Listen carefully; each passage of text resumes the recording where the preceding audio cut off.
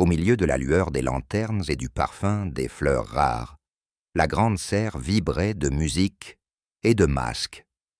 Pourtant, sous le scintillement des soies et le bruissement des orchidées, un murmure de danger s'insinuait dans la nuit. Bienvenue à Conte policier, où le regard discret de Miss Marple perce les déguisements pour révéler ce qui se cache.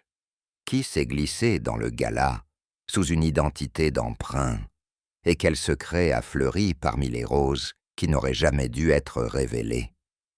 Avant de commencer, dites-nous, écoutez-vous dans le calme de la nuit ou pendant votre thé du matin? Partagez votre réponse dans les commentaires ci-dessous. Si les histoires d'intrigue et de tromperie piquent votre curiosité, abonnez-vous et revenez chaque semaine pour une nouvelle énigme. Maintenant, servez-vous un verre chaud, fermez les rideaux, et que le mystère commence. Le soleil baissait lentement, derrière le clocher de l'église Saint. Mary Mead, projetant une douce lumière dorée sur l'immense serre de la Société botanique de St. Mary Mead. C'était le soir du gala botanique tant attendu, un événement dont on parlait depuis des mois, autour d'une tasse de thé dans les salons et sur les comptoirs des boutiques. Pour la plupart, ce n'était qu'une agréable réunion pour récolter des fonds pour le projet de restauration de la société. Mais pour d'autres, plus intéressés par les courants sous-jacents du village. C'était une soirée où les alliances s'affichaient, les rancunes se laissaient deviner et les murmures circulaient aussi librement que le sirop de sureau. À l'intérieur de l'immense structure de verre, l'air était chaud et parfumé, chargé du parfum des roses, des lys et d'une fragrance plus épicée. Les orchidées pourpres foncées, dans le coin le plus éloigné, récemment acquises par la société et déjà sujettes à des discussions envieuses. Des lanternes étaient suspendues à différentes hauteurs, leur douce lueur faisant scintiller l'endroit comme un conte de fées. Les invités se déplaçaient en groupe, portant un assortiment de masques botaniques, de délicates roses en papier, des feuilles de lierre en soie et un tournesol en feutre éclatant. Les masques étaient charmants, mais pas assez couvrants pour dissimuler la netteté de certains regards, les lèvres pincées derrière des sourires polis. Miss Jane Marple se tenait silencieusement près de la table des rafraîchissements, silhouette délicate vêtue de lavande pâle, son masque orné de violettes pressées.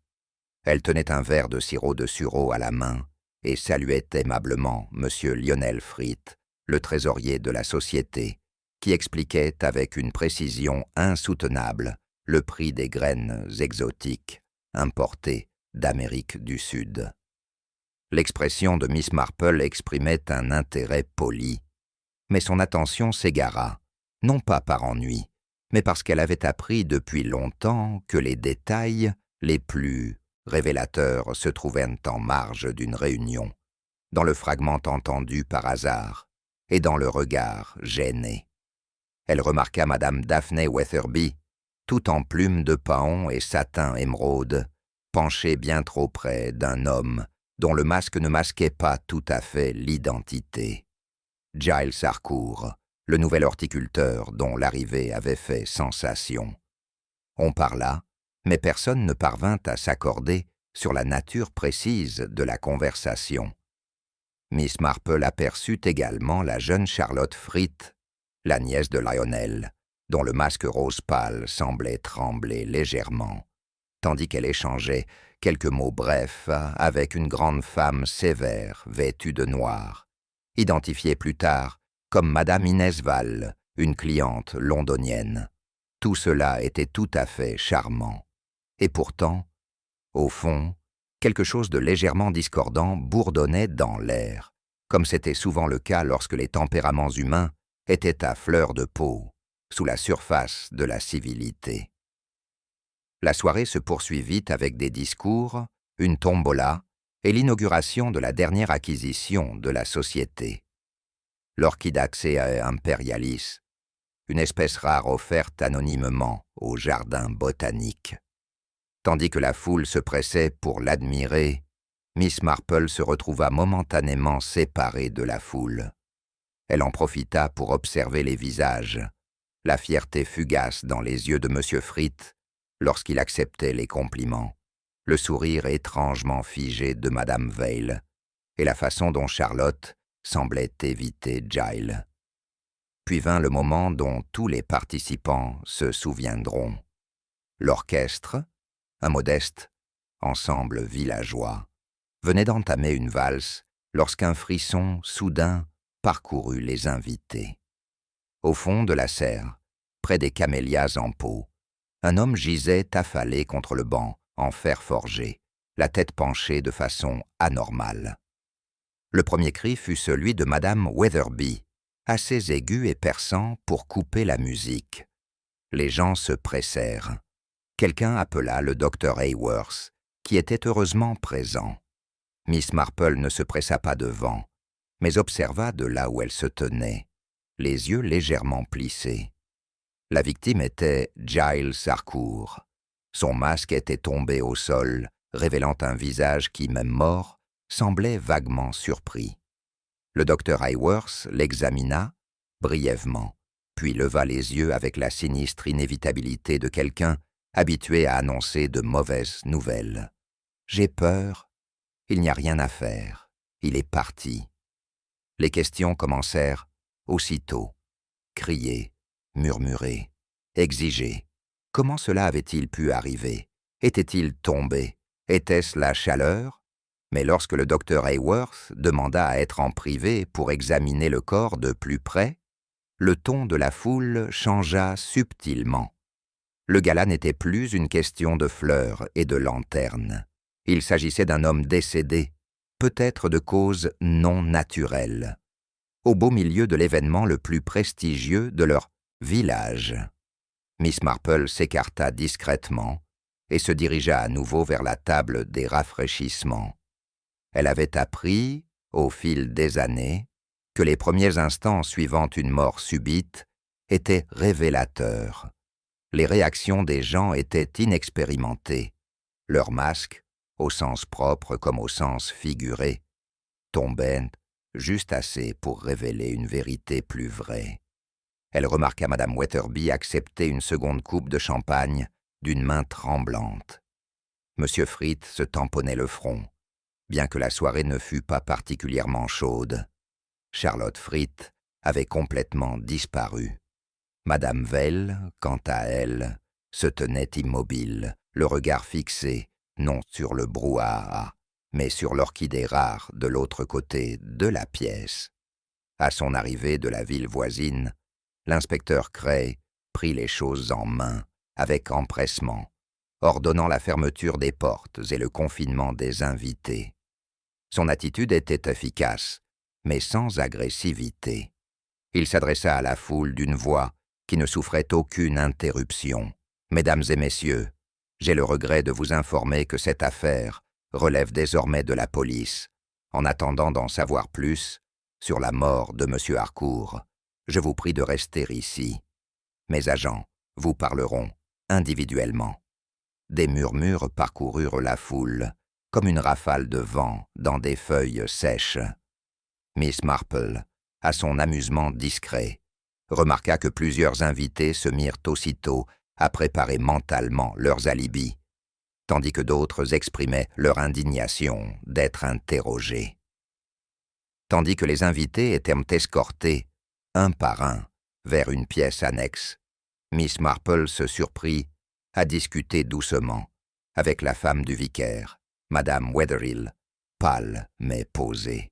« Quelle horreur !» murmura-t-elle. « Et il était si jeune.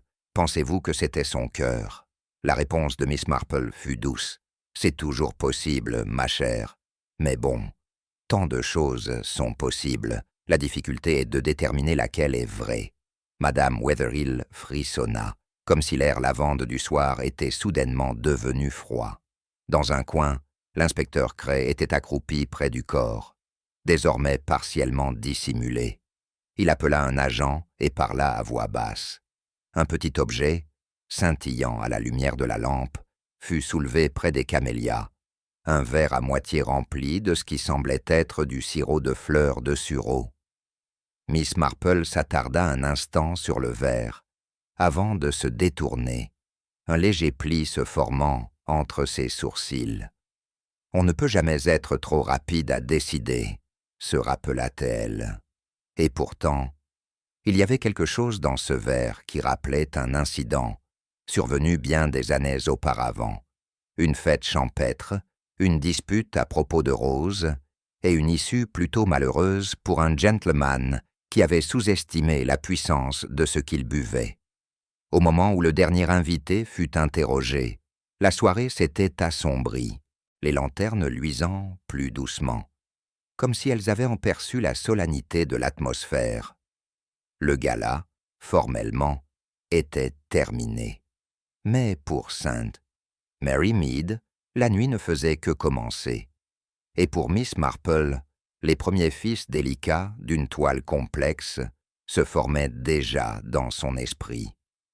Au matin, saint, Mary Mead bourdonnait comme une ruche frappée d'un coup de bâton. La nouvelle de la mort de Giles Harcourt s'était répandue dans le village à une vitesse étonnante, apportant avec elle une couche croissante d'embellissement à chaque nouvelle. Lorsque le lait fut livré, la cause était passée d'une crise cardiaque soudaine à un empoisonnement, et lorsque la factrice ouvrit sa porte, certains murmurèrent sombrement à propos d'une liaison amoureuse qui avait mal tourné. Miss Marple, assise à sa place habituelle près de la fenêtre, une théière à la main, entendait les rumeurs monter de la ruelle. Deux femmes de l'Institut des femmes parlaient dans un murmure de scène qui portait plus loin qu'elles ne le pensaient. Eh bien, je te le dis, Nora, l'expression de Daphné Wetherby en disait long. Elle se tenait là, comme si elle avait vu le diable en personne, puis s'était évanouie dans les bras du docteur Hayworth. J'aurais pu être choqué, ma belle. On ne meurt pas tous les jours à un gala. Miss Marple remuait son thé pensivement, nullement dupe de l'idée que ces conversations n'étaient que bavardage. Les villageois, elle le savait, parlaient rarement sans but précis, que ce soit pour orienter l'opinion, semer la suspicion ou protéger gentiment la réputation de quelqu'un. Même dans le chagrin ou l'inquiétude, l'instinct naturel des gens se révélait. Après le petit déjeuner, elle se dirigea vers la Grand-Rue sous prétexte d'acheter du fil à broder à la boutique de Madame Kettle. C'était le lieu de prédilection des bavards du village, et dès qu'elle y pénétra, l'air était chargé d'un parfum de sachets de lavande et de ragots. Madame Kettle, elle-même, une femme active, aux yeux brillants comme ceux d'un oiseau, se penchait sur le comptoir pour enrouler le fil de Miss Marple. « Trop de travail hier soir, Jane. J'ai entendu dire que la police pense que ce n'était pas naturel du tout. »« Vraiment ?» dit Miss Marple d'un ton doux. « Mais je suppose que, quand on est jeune et apparemment en bonne santé, un décès soudain suscite des questions. »« Oh, tout à fait, » acquiesça Madame Kettle avec empressement. « Et si vous voulez mon avis, et attention, je ne prétends pas savoir quoi que ce soit. Monsieur Harcourt n'était pas sans ennemis. Il est arrivé avec toutes ses idées de réaménagement des jardins, en marchant sur les plates-bandes, et pas seulement au sens figuré. » Elle baissa la voix, jusqu'à presque murmurer. « Vous êtes au courant de cette histoire avec la nièce de Lionel Frith ?» Miss Marple laissa apparaître un léger froncement de sourcils, comme si elle ne se souvenait que vaguement. « Charlotte, tu veux dire, une fille si gentille, quel genre d'entreprise ?» Madame Kettle jeta un coup d'œil autour d'elle, bien que la seule autre personne présente dans la boutique fût un jeune garçon qui achetait des billes. Certains disent qu'il lui tenait compagnie avec une certaine attention, jusqu'à l'arrivée de Madame Veil, venue de Londres, puis, froid comme les scones de la veille. La pauvre Charlotte était vraiment de mauvaise humeur à la réunion du comité la semaine dernière. Elle a claqué la porte à tout le monde. Je pensais que c'était juste la chaleur. Miss Marple murmura un mot compatissant, rangea le paquet de fils dans son sac et quitta la boutique, oubliant cette remarque. D'après son expérience, les changements d'affection, surtout soudains, étaient souvent plus qu'une simple affaire de cœur. Ils pouvaient modifier des alliances, provoquer des jalousies et même perturber des équilibres sociaux soigneusement préservés. À midi, les rumeurs se concentrèrent sur l'auberge de l'Homme Vert, où plusieurs hommes discutaient de l'affaire autour de quelques pintes. Miss Marple, passant par là, entendit le grondement plus profond des spéculations masculines. L'inspecteur Cray ne le dira pas ouvertement, mais c'est du poison, croyez-moi, dit la voix de M. Tom Naylor, le forgeron. J'ai vu l'agent emporter ce verre comme s'il était en or. Du sirop de fleurs de sureau, mon pied. Voilà votre méthode de livraison. Du poison, hein? Ça pourrait être n'importe lequel, alors, répondit un autre homme. Ce Harcourt n'était pas vraiment populaire. Mais qui irait faire ça pour lui en pleine fête? Demanda un troisième, incrédule. C'est effronté, en effet. Quelqu'un qui a une vraie rancune. Miss Marple continua son chemin, l'air perdu dans ses pensées, même si, en réalité, elle repensait à la remarque sur l'audace. Certains crimes étaient commis dans l'emportement et la précipitation, d'autres par calcul froid, mais le caractère public de cet acte suggérait un compromis. Un crime commis avec audace, peut-être même pour faire passer un message. Cet après-midi-là, elle rendit une brève visite à Madame Wetherill, l'épouse du pasteur, soi-disant pour lui apporter quelques boutures de ses géraniums rose pâle. Autour d'un thé, Madame Wetherill lui confia sa propre interprétation. « Je ne peux m'empêcher de penser à Madame Wetherby, » dit-elle, en versant son café d'une main légèrement hésitante. Elle était toujours aux côtés de M. Harcourt ces dernières semaines, bien plus que ce qui était convenable pour une femme mariée, si vous voyez ce que je veux dire. Et Harold Wetherby a un caractère, oh, rien de violent, mais assez vif quand on le provoque. Miss Marple sirota son thé. Vous croyez donc que la jalousie était à l'œuvre? Madame Wetherill hésita. Pas seulement de la jalousie, de l'ambition. Les Wetherby voulaient depuis longtemps siéger au comité directeur de la Société botanique. Et M. Harcourt y avait de l'influence. Je ne sais pas jusqu'où ils iraient pour l'obtenir. Mais, eh bien, les gens vous surprennent, Jane. Oui, acquiesça doucement Miss Marple. C'est vrai. À mesure que le jour avançait, les ruelles et les jardins de Seine, Mary Mead, devenaient le théâtre d'observations subtiles. Les rideaux tremblaient. Les conversations cessaient brusquement à la mention de certains noms. Le village grouillait de spéculations, chaque nouvelle théorie ajoutant un nouvel enchevêtrement à la toile. En début de soirée, la police avait commencé à effectuer des visites discrètes auprès des personnalités clés.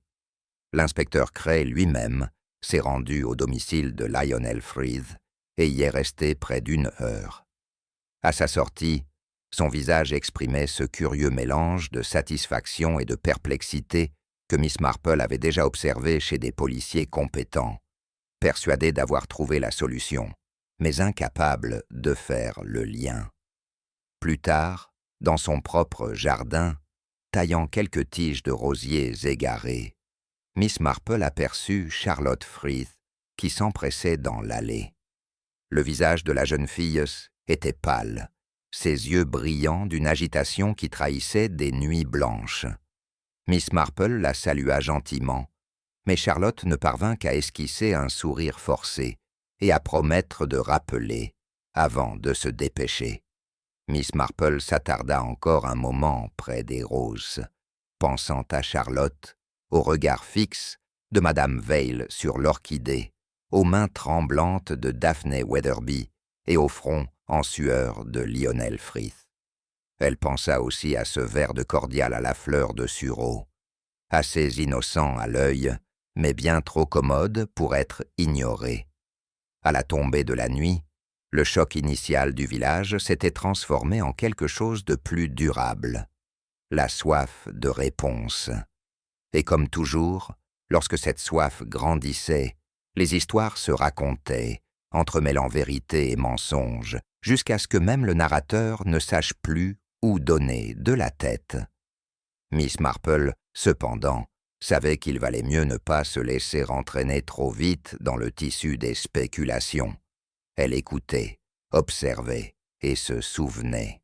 Après tout, les gens s'écartaient rarement de leur nature profonde.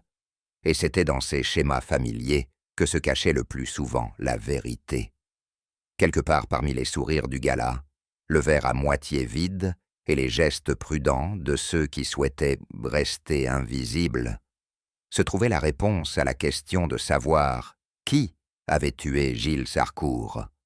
L'astuce, comme toujours, serait de savoir tirer sur le bon fil. Le matin, après une longue journée de murmures et de théories inachevées au village, s'est levé lumineux et d'une paix trompeuse. Une fine brume s'accrochait aux haies avant que le soleil ne la dissipe, révélant des jardins fraîchement baignés de rosée. Pour tout, étranger de passage, Sainte Mary Mead aurait pu incarner le charme tranquille de l'Angleterre. Mais pour ceux qui y vivaient, le calme était un voile tendu sur une curiosité inquiète et un certain malaise.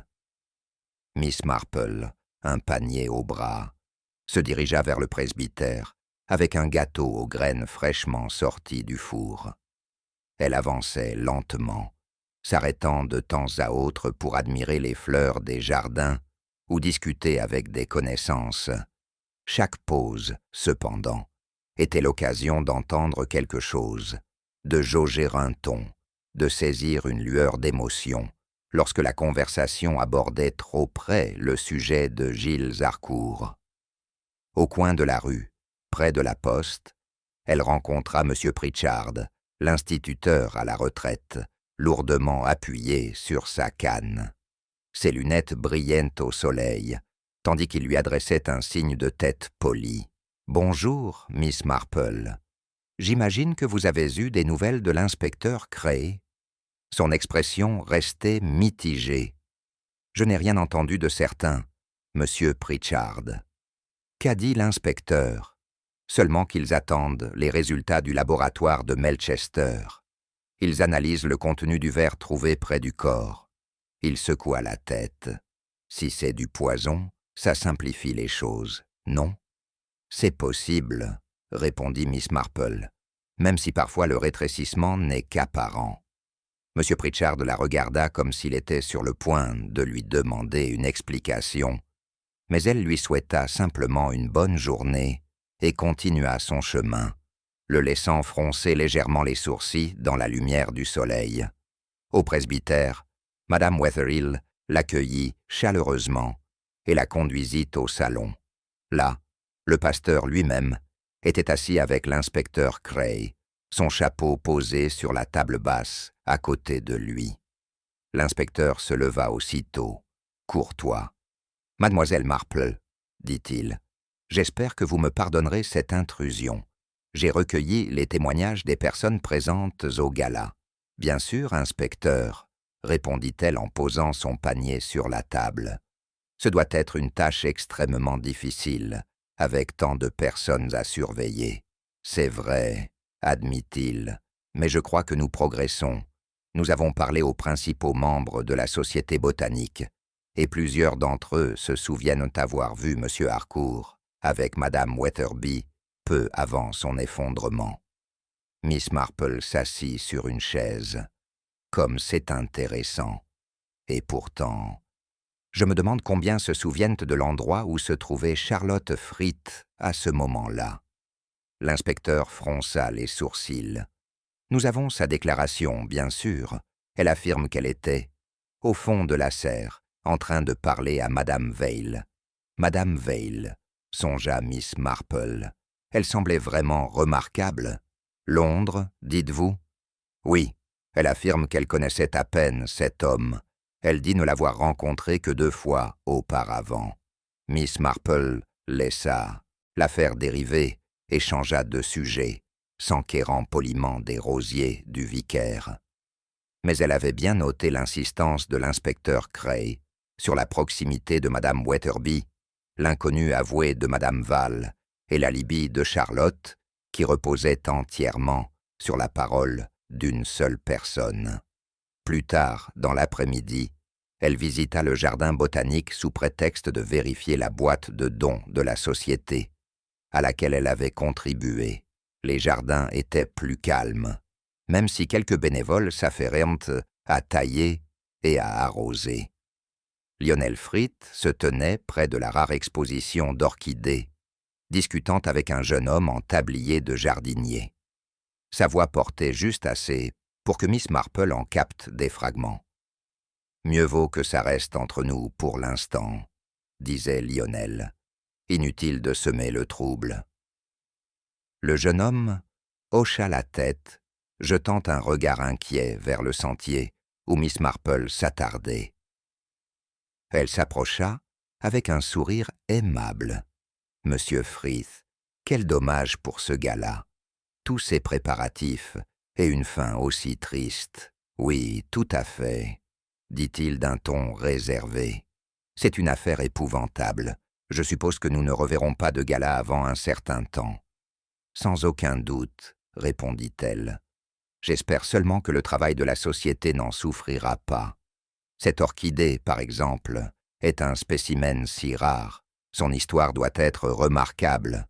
Lionel hésita, puis dit « C'était un don, anonyme, arrivé avec des papiers prouvant son authenticité. Nous avons eu de la chance, vraiment. Des plantes comme celle-là valent beaucoup. Certainement beaucoup, dit doucement Miss Marple, son regard suivant la façon dont ses mains jouaient avec ses boutons de manchette. Et cela peut être source de désaccord.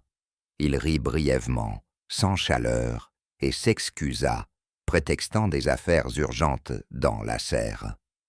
Lorsqu'elle quitta les jardins, l'esprit de Miss Marple avait déjà commencé à tisser son premier motif. Une orchidée rare avec un donateur mystérieux, un jeune homme aux affections changeantes, un mécène londonien au regard impénétrable et un cordial resté intact à l'exception des lèvres de la victime. Chaque fil était fragile, mais ensemble, ils pouvaient former quelque chose de plus fort. Ce soir-là, elle était assise dans son salon, tricotant, le cliquetis rythmé des aiguilles apaisant ses pensées. Le village, elle le savait, se concentrerait sur l'évidence. La femme aperçue avec l'homme avant sa mort, la rivale jalouse et l'inconnu opportuniste venu de l'extérieur. Mais les gens regardaient en souvent là où la lumière était la plus vive et ignoraient les ombres juste au-delà. Elle repensa au gala, la musique, les lanternes, le léger tremblement du masque de Charlotte, l'attention figée de Madame Val sur l'orchidée et la lueur du front de Lionel Frith sous la lumière de la lampe. Et elle pensa aussi au sirop de fleurs de sureau.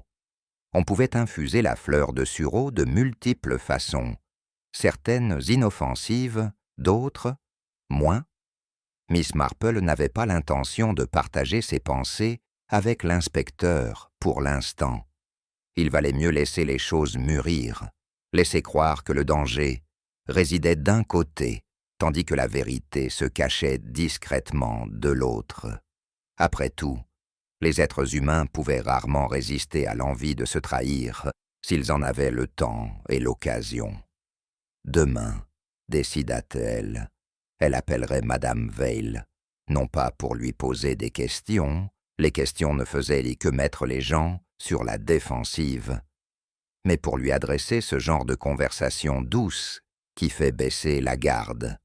Une remarque sur les orchidées, peut-être, ou sur Londres, ou sur des jeunes hommes qui semblait si désireux de s'attacher de nouveaux clients. Pour l'instant, elle reporta son attention sur l'écharpe à moitié terminée, posée sur ses genoux, l'air serein. Mais derrière ses yeux bleus et calmes, l'observatrice silencieuse avait déjà commencé son travail. Le lendemain, une brise fraîche fit onduler les pommiers en fleurs et apporta l'odeur de la terre fraîchement retournée des champs situés au-delà du village. C'était une matinée qui aurait dû être consacrée au jardinage ou à une lecture tranquille au soleil. Au lieu de cela, l'air de Seine, Mary Mead, était tendu, comme si tout le village retenait son souffle, attendant de savoir qui la police désignerait comme premier véritable suspect. L'inspecteur Cray avait été vu quittant le poste d'un air résolument déterminé, et à midi, il était de notoriété publique, sans déclaration officielle, que son attention s'était portée sur Madame Daphne Weatherby. Le raisonnement, selon les rumeurs du village, était simple et scandaleux. Elle avait été aperçue avec Giles Harcourt quelques minutes avant sa mort. Elle avait la réputation de s'attacher à des hommes influents, et elle avait tout à gagner, d'une manière encore mal comprise, de son départ. Miss Marple apprit tout cela, non pas de l'inspecteur Cray, mais de Madame Kettle, qui lui annonça la nouvelle avec le même plaisir qu'elle aurait pu mettre à signaler un lot particulièrement fin de confitures de framboises. « Sois prudente, Jane, ils l'auront en garde à vue avant la fin de la semaine », déclara Madame Kettle en enroulant un ruban pour une autre cliente. Trop de coïncidences, et elle a toujours été du genre à faire des histoires. Les yeux de Miss Marple se plissèrent légèrement. Je suppose que l'inspecteur a ses raisons. Pourtant, je constate souvent que la piste la plus évidente n'est pas celle qui mène à la vérité. Madame Kettle renifla. On verra bien. Je parie que c'est elle qui est derrière tout ça. Miss Marple inclina simplement la tête, sachant bien que la meilleure théière de Madame Kettle était un héritage dont elle ne se séparerait jamais, quel qu'en soit le résultat. Plus tard dans l'après-midi, alors qu'elle longeait High Street, Miss Marple aperçut l'inspecteur Cray en pleine conversation avec M. Weatherby devant l'auberge de l'Homme Vert. Harold Weatherby était rouge, et ses gestes étaient brusques et impatients. Quoi que Cray ait pu dire, ce n'était clairement pas le bienvenu. Lorsque l'inspecteur aperçut Miss Marple, il s'excusa auprès de Weatherby et s'approcha d'elle. « Bonjour, Miss Marple », dit-il en ajustant son chapeau. « J'allais justement vous rendre visite. »« Comme c'est gentil, » répondit-elle. « J'espère que votre enquête progresse. » « C'est vrai. En fait, je crois que nous commençons à nous rapprocher de notre coupable. » Les preuves pointent de manière assez convaincante vers Madame Weatherby. Miss Marple le regarda avec une légère curiosité. « Ah bon? Et quelle sorte de preuves cela pourrait-il être? Plusieurs témoins l'ont vu offrir un verre à M. Harcourt peu avant son malaise, » a expliqué Cray. « Du cordial de fleurs de sureau, nous pensons, la même boisson retrouvée près du corps, et nous avons appris qu'elle avait des raisons de lui en vouloir. Il avait récemment retiré son soutien à sa proposition de siège au comité de la société. Ça a dû être une déception, acquiesça doucement Miss Marple. Mais je me demande, croyez-vous qu'elle soit du genre à se venger si, publiquement? » Cray haussa légèrement les épaules. « Les criminels ne sont pas toujours rationnels, Miss Marple. Parfois, c'est justement le feu de l'action qui mène à un acte effronté. » Elle ne dit rien pour le contredire, mais elle se remémora le battement des mains de Madame Weatherby au gala, le tremblement apparemment sincère de sa voix. Ambition, elle pouvait y croire. Meurtre téméraire, peut-être pas.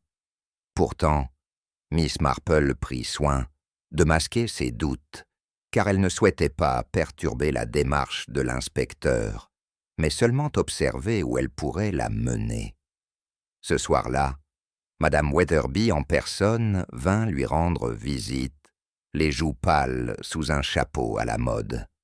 Elle insista sur le fait qu'elle n'avait qu'un instant, mais son besoin de se confier était évident. « Ils pensent que c'est moi, Miss Marple, dit-elle d'une voix basse et pressante. Vous devez savoir que je ne ferai jamais une chose pareille. Oui, j'appréciais Giles, mais pas au sens où ils le prétendent. Il m'a été utile, bien sûr, mais beaucoup de gens le sont aussi. Je ne les empoisonne pas pour ça. » Miss Marple lui fit signe de s'asseoir et lui offrit du thé et une assiette de brioches au raisin. « Je suis sûr que l'inspecteur veut simplement être minutieux, ma chère. Ces choses-là ont tendance à paraître plus inquiétantes après coup. » Madame Weatherby secoua la tête. « Ce n'est pas tout. Harold est d'une humeur exécrable ces 2 derniers jours, et j'ai peur de ce qui pourrait en ressortir, lui et Giles. Ils ont eu une altercation peu avant le gala. J'ai essayé d'apaiser les choses, mais Giles pouvait être si cinglant quand il le voulait. Je suppose que je n'aurais pas dû être surprise. » Miss Marple écoutait sans interruption, percevant l'agitation sincère dans la voix de la femme. Si elle jouait la comédie, c'était d'une subtilité remarquable. Après le départ de Madame Weatherby, Mademoiselle Marple resta assise un long moment, repensant à ce qu'elle avait entendu.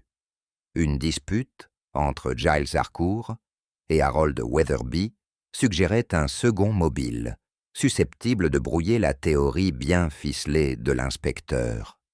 Et puis, il y avait l'affaire de Charlotte Frith, dont le nom avait à peine été prononcé le dernier jour, comme si le village avait collectivement accepté d'oublier son rôle au gala.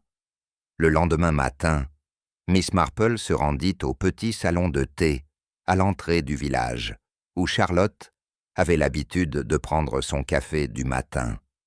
Elle trouva la jeune fille assise à une table dans un coin, le visage pâle et tiré.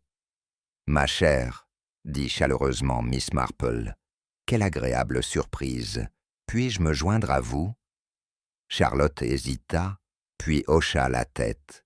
Ils parlèrent d'abord de banalités, la brise inhabituelle, l'état des routes après la pluie de la semaine dernière.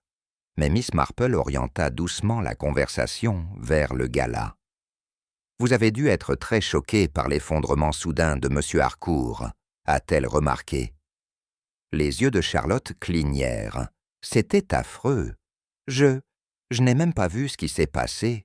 J'étais à l'autre bout de la pièce, en train de parler à Madame Vail, une femme tellement intéressante, murmura Miss Marple. La connaissiez-vous avant ce soir-là? Non, répondit Charlotte rapidement. Elle était très curieuse au sujet de l'orchidée. Elle n'arrêtait pas de demander d'où elle venait. Miss Marple mit cela de côté pour y réfléchir plus tard. C'était peut-être une petite chose, mais les petites choses prennent souvent de l'ampleur si on leur accorde l'attention nécessaire. En quittant le salon de thé, Miss Marple s'autorisa un léger sourire. L'inspecteur avait peut-être son suspect favori, mais la vérité, elle en était de plus en plus certaine, se trouvait sur un chemin plus tortueux. La pluie tomba ce soir-là, d'abord légère, puis se transforma en un crépitement régulier qui lava la poussière des haies et laissa dans l'air une légère odeur de terre et de lilas. Au matin, les sentiers du village étaient doux sous les pieds, et les flaques d'eau dans le chemin reflétaient un ciel couleur d'étain. Miss Marple, qui ne se laissait jamais décourager par le temps, partit, son imperméable boutonné jusqu'au menton et son parapluie sous le bras. Sa destination était le jardin botanique. Il n'était pas rare qu'elle s'y rende. Elle soutenait la société depuis longtemps, mais, ce jour-là, son intérêt n'était pas au beau fixe.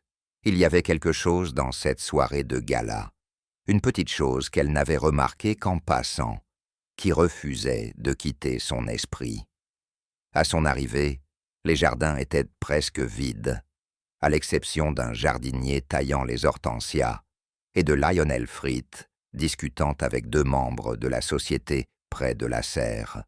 Miss Marple les salua aimablement et, après quelques mots, se dirigea vers l'extrémité de la serre, où la rare Orchidaceae imperialis avait été exposée pendant le gala.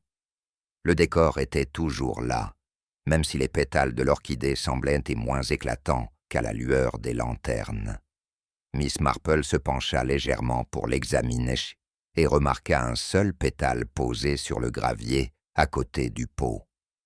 Il était pâle et presque translucide, mais ce qui retint son attention fut la légère tache sur son bord, une marque qui ressemblait plus à un résidu de poudre qu'à de la terre. Elle jeta un coup d'œil autour d'elle. Personne n'était là. À l'aide de son mouchoir, elle ramassa le pétale et le retourna. La tache était jaunâtre, semblable à du pollen, mais étrangement granuleuse. Glissant délicatement le pétale dans son mouchoir, elle continua son tour de la serre, s'arrêtant pour admirer une rangée de lys, tandis que ses pensées se concentraient. Les orchidées, elle le savait, étaient des plantes fragiles. Celle-ci, en particulier, était réputée pour valoir une petite fortune. Un pétale pouvait tomber naturellement, bien sûr, mais pourquoi ce résidu? Et pourquoi le souvenir de Gilles Harcourt, debout près de cette même composition, le soir du gala, lui semblait-il soudain si important? Alors qu'elle sortait, le jeune jardinier qu'elle avait aperçu plus tôt l'arrêta. Il s'appelait Peter Blythe, se souvint-elle, un jeune homme timide, dégingandé et sérieux. « Bonjour, Miss Marple, » dit-il, un peu nerveux. « Vous êtes sortie tôt. » « Oui, Peter, les jardins sont si paisibles le matin. J'imagine que tu as été très occupé depuis les malheureux événements du gala ?» Il hocha la tête. L'inspecteur Cray m'a posé quelques questions. Sur qui étaient près des camélias, sur les boissons servies. Je lui ai dit que je n'avais pas vu grand-chose. J'allais chercher un torchon pour M. Frith quand c'est arrivé. « Un tissu ?» demanda-t-elle. Peter rougit légèrement. Oui, il avait renversé un peu de cordial sur sa manche. Du sureau, je crois. Il a dit qu'il ne voulait pas paraître négligé en présence de Madame Veil. C'est une donatrice importante, je suppose. Le regard de Miss Marple s'adoucit, masquant son intérêt soudain. C'est très gentil de votre part de m'avoir aidé. Et c'était... Combien de temps avant que M. Harcourt ne tombe malade? Seulement quelques minutes, peut-être moins. Elle le remercia et continua son chemin, son esprit prenant note de ce nouveau morceau. Lionel, Frith, essuyant du sirop de fleurs de sureau sur sa manche, si près du moment de l'effondrement. C'était vraiment intéressant. Après avoir quitté les jardins, elle s'arrêta à la poste pour récupérer une lettre et fut interceptée par Madame Kettle, qui semblait de bonne humeur malgré le temps. « Tu ne devineras jamais, Jane, » commença-t-elle sans préambule. L'inspecteur Cray a envoyé un agent chercher Madame Weatherby pour un interrogatoire plus approfondi. On dirait qu'il est à ses trousses. « Peut-être, » répondit Miss Marple d'un ton doux. « Mais je me demande s'il s'est demandé pourquoi une femme déterminée à empoisonner un homme choisirait de le faire alors qu'elle doit lui tendre le verre elle-même à la vue de tous. » Madame Kettle lui lança un regard mi-curieux, mi-soucieux. « Tu as toujours le don de rendre les choses incertaines. La vie offre rarement des certitudes, ma chère. Seulement des possibilités, » dit Miss Marple en souriant, tout en poursuivant son chemin. De retour chez elle, elle déposa le pétale d'orchidée sur le petit bureau de son salon et l'examina à la lumière de la lampe. Le résidu sur le bord la laissa perplexe. Cela lui rappela quelque chose qu'elle avait vu lors d'une exposition horticole des années auparavant, sans toutefois se rappeler précisément quoi. Mais la mémoire Elle le savait, avait le don de fournir de telles réponses au bon moment. Pour l'instant, il y avait des choses plus urgentes. Charlotte Frith avait évoqué le vif intérêt de Madame Veil pour l'orchidée. Lionel avait tenu à ce que son apparence soit parfaite pour elle. Et la remarque de Pater concernant le fait d'aller chercher le tissu indiquait un moment bref mais révélateur, un moment qui aurait pu placer Lionel, et non Madame Weatherby, très proche de Giles Harcourt dans les dernières minutes précédant son effondrement. Ce soir-là, Miss Marple fit sa promenade habituelle avant le dîner. Les ruelles du village étaient silencieuses, à l'exception des aboiements lointains d'un chien et du bruit du vent dans les arbres. Elle examina les acteurs de ce drame qui se déroulait. L'inspectrice se contenta de suivre le chemin vers Madame Weatherby. Les villageois étaient ravis de laisser reposer leurs soupçons sur elle. Mais derrière ces façades polies, quelque chose d'autre se tramait, quelque chose lié à cette orchidée rare, aux tensions tacites de la société, et peut-être à une trace de résidus granuleux accrochés à un pétale tombé. Elle s'arrêta devant le portail de son jardin, regardant en arrière, comme si elle attendait quelqu'un. Personne ne le fit. Pourtant, elle était certaine que les fils qu'elle rassemblait commençaient, très légèrement, à se resserrer. Demain, décida-t-elle, elle appellerait Madame Veil. Elle ne lui poserait pas non plus de questions sur Giles Harcourt. Non, ce seraient les orchidées, les donateurs, et l'étrange comportement de certaines personnes lorsque des trésors rares sont en jeu. D'après l'expérience de Miss Marple, c'était rarement la question directe qui révélait la vérité, mais celle qui semblait se promener sans danger dans la conversation, jusqu'à ce que, tout à fait par accident, la personne à qui l'on parlait dise quelque chose qu'elle n'avait jamais eu l'intention de révéler. Le lendemain matin était une de ces fraîches journées de printemps, où l'air est plus vif que ne le suggère le soleil. Miss Marple, vêtue d'un élégant manteau gris pâle, se dirigea, comme à son habitude, vers la maison d'amis, à l'orée du village. Madame Veil avait loué les lieux pour la saison, et sa façade recouverte de lierre semblait attendre qu'une londonienne lui apporte une touche de distinction. Miss Marple n'avait pris aucun rendez-vous. Elle le faisait rarement lorsqu'elle souhaitait surprendre les gens dans leur état naturel. Mais elle portait un petit cadeau de sa célèbre marmelade, ce qui suffisait généralement à donner à son apparence une allure tout à fait sociable. Madame Val ouvrit elle-même la porte, élégante, en robe de chambre, bleu tourterelle, les cheveux noirs, détachés. Si elle fut surprise de voir Miss Marple, elle la dissimula avec brio, l'accueillant d'un sourire narquois et l'invitant dans un salon décoré de fleurs fraîches et d'une pile de magazines sur papier glacé. « Ma chère Miss Marple », dit-elle en s'installant sur une chaise en face de moi. « Quel plaisir! J'ai tant entendu parler de vous par les dames du village. » Miss Marple lui rendit son sourire avec une pointe d'autodérision. « J'ai bien peur qu'il ne me traite mes Womacote plus comme il se doit. Mais je me permettais de vous apporter de la marmelade. C'est une tradition pour les nouveaux arrivants dans les petits villages. »« Comme c'est gentil, » répondit Madame Veil en acceptant le pot. « Et quelle attention, vous devez vous joindre à moi pour le thé. Ma gouvernante est absente, mais je peux m'occuper du pot moi-même. » Le thé arriva promptement, déposé sur une table basse avec une assiette de biscuits, au citron finement tranché. Miss Marple prit sa tasse à 2 mains, la réchauffant légèrement, et laissa la conversation dériver vers des sujets anodins. Le temps, le charme du village, et la difficulté de trouver de bons gardénias si loin de la ville. Ce n'est qu'après une demi-heure confortable qu'elle laissa la conversation tourner, presque paresseusement, vers le sujet des jardins botaniques. C'est vraiment quelque chose pour une société villageoise. observa Miss Marple. J'imagine que vous avez trouvé le gala plutôt agréable. Le regard de Madame Veil s'éclaircit légèrement avant qu'elle hoche la tête. Oui, j'ai été impressionné. Londres a sa grandeur, bien sûr, mais il y règne une certaine intimité ici. Les gens sont tellement investis dans leur jardin et dans la société.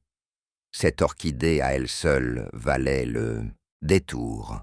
Ah oui, l'Orchidaceae imperialis, dit Miss Marple d'un ton doux. Vous sembliez vraiment en admiration. J'ai remarqué que vous l'admiriez un moment pendant le gala.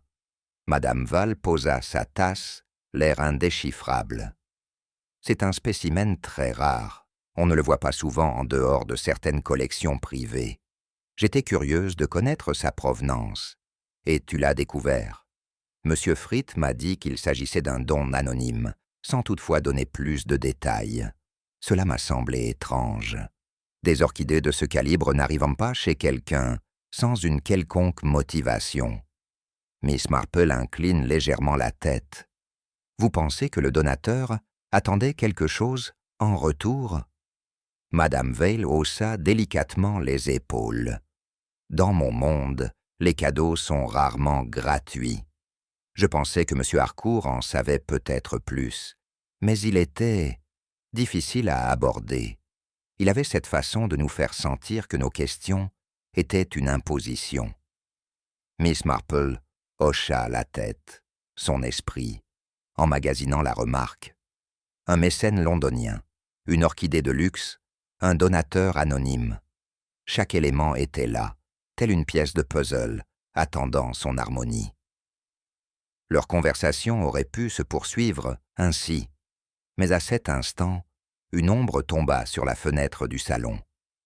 Madame Veil jeta un coup d'œil dehors, puis fronça les sourcils. « Cet homme traîne depuis des jours, » murmura-t-elle. « Grand, avec une casquette, il fait semblant d'observer les haies. Tu le connais ?» Miss Marple jeta un coup d'œil discret, reconnaissant en lui l'un des agents de l'inspecteur Cray. « Oh oui, c'est le jeune Pritchard, probablement ici pour une affaire concernant l'inspecteur. Ne vous laissez pas troubler. » Mais, tout en prononçant ces mots, elle remarqua la tension dans les épaules de Madame Val. Pour quelqu'un qui prétendait n'avoir qu'un intérêt passager pour le malheureux événement du gala, Madame Veil semblait étrangement consciente d'être observée. Lorsque Miss Marple prit congé, elle ne rentra pas directement chez elle, mais emprunta un chemin un peu plus long qui la conduisit à l'arrière du jardin botanique. Là, elle remarqua Peter Blythe, le jeune jardinier, penché sur une brouette. Il leva les yeux, surpris, lorsqu'elle le salua. « Bonjour, Miss Marple. Vous venez de chez Madame Veil. »« Oui, bien sûr, » dit-elle. « Un thé des plus agréables. Dites-moi, Peter, savez-vous si Madame Veil est allée au jardin depuis le gala ?» Peter se gratta la tête. « Une ou deux fois, je crois. Toujours pour voir l'orchidée. Elle m'a demandé si elle avait été déplacée, ce qui était étrange, vu que ce n'était pas le cas. Je le lui ai dit. » Miss Marple le remercia et poursuivit, ses pensées tournant autour de cette remarque, comme un oiseau survolant un objet invisible. Pourquoi Madame Veil devrait-elle se soucier de savoir si l'orchidée avait été déplacée? De retour dans son salon, elle sortit le pétale qu'elle avait trouvé et l'examina à nouveau. Un léger résidu granuleux s'accrochait, encore obstinément, à son bord. Elle repensa à l'intérêt de Madame Veil, à l'empressement de Lionel Fritt à l'impressionner, et à la voix calme de Peter lorsqu'il avait été envoyé chercher un chiffon pour essuyer une fleur de sureau sur la manche de Lionel. Alors que l'horloge tic-tac doucement dans le coin, Miss Marple envisageait la possibilité que l'orchidée elle-même puisse être au cœur de l'affaire, non seulement en tant que bien précieux, mais comme quelque chose portant une signification plus dangereuse. Mais pour l'instant, elle n'irait pas trop loin. elle continuerait d'écouter, d'observer et de laisser les suspects se mêler de leurs propres récits. Après tout, les gens révèlent souvent plus qu'ils ne le pensent, non pas dans ce qu'ils vous ont dit, mais dans ce qu'ils ont pris soin de ne pas dire. Et, à Seine, Mary Mead, il n'y avait rien de plus révélateur qu'un silence qui persistait là où la vérité aurait dû être. 2 nuits après, le thé de Miss Marple avec Madame Val, le village fut réveillé en sursaut par une agitation inattendue au jardin botanique. Tout commença par les aboiements des chiens, des éclats aigus et frénétiques qui résonnèrent dans l'air calme de la nuit, suivis de pas précipités sur les chemins de gravier, et peu après, du coup strident du sifflet du gendarme. Au matin, tous les magasins, les files d'attente à la poste et les pas de porte étaient en effervescence. Un intrus s'était introduit dans la serre. Personne ne semblait savoir exactement ce qui avait été volé, si tant est qu'il y ait eu quelque chose, mais l'orchidée rare était au cœur des rumeurs. Miss Marple entendit le premier fragment de l'histoire de la bouche de la jeune Molly Clegg, qui livrait du lait dans les maisons de High Street. La version de Molly mettait en scène une silhouette masquée, une vitre brisée, et l'inspecteur Cray arrivant en bras de chemise. C'était un récit haut en couleurs, mais Miss Marple soupçonnait qu'il était riche en fioritures. En milieu de matinée, la vérité était devenue plus claire. Quelqu'un avait bel et bien pénétré dans la serre après les heures d'ouverture. Une vitre de la porte latérale avait été forcée et la présentation d'Orchidaceae imperialis avait été perturbée. La plante elle-même était restée en place, mais plusieurs feuilles avaient été abîmées et l'un des dômes de protection en verre avait été projeté au sol. Miss Marple se rendit dans les jardins sous prétexte de proposer son aide pour ranger la vitrine. Elle y trouva Lionel Frith, l'air plus abattu que d'habitude, discutant à voix basse avec l'inspecteur Cray. L'inspecteur avait l'air sombre. « Bonjour, Miss Marple, » dit Cray en s'approchant. « Encore un mauvais tour. La bonne nouvelle, c'est que rien ne semble avoir été volé. La mauvaise, c'est que quelqu'un s'est donné beaucoup de mal pour entrer ici et tout gâcher. »« C'est très curieux, » répondit Miss Marple. « On aurait pu s'attendre à ce qu'un voleur s'empare entièrement de l'orchidée si tel était son objectif. »« Exactement, » répondit Cray. « Ce qui me fait me demander s'il s'agissait plus d'envoyer un message que de voler quoi que ce soit. » Lionel Frith intervint d'une voix tendue. « C'est du vandalisme, tout simplement. Des fauteurs de troubles du village cherchent à semer le trouble. »« Peut-être, » dit Miss Marple d'un ton doux, « mais j'ai souvent constaté que l'explication la plus simple n'est pas toujours la plus vraie. Y a-t-il eu autre chose qui a été perturbée ?» Cray jeta un coup d'œil à son carnet. Quelques autres plantes près de l'orchidée ont été frôlées, mais il n'y avait aucun signe de dommage intentionnel, sauf sur les feuilles. Et ceci. Il désigna une parcelle de terre près du présentoir, où une légère empreinte était visible. Une empreinte, plus petite que la mienne, ça pourrait être une chaussure de femme. On verra si on peut la comparer. Miss Marple se pencha légèrement pour regarder, son esprit remarquant la forme. Pas une chaussure de jardinage pratique, certes, mais quelque chose de plus étroit et de plus élégant. Elle se redressa sans commentaire. Tandis que Cray s'éloignait pour parler à un agent, Lionel Frith murmura « À mon avis, cela n'a rien à voir avec le pauvre Giles Harcourt. Quelqu'un essaie de semer le trouble dans la société, c'est tout. Et Madame Val a posé beaucoup trop de questions à mon goût.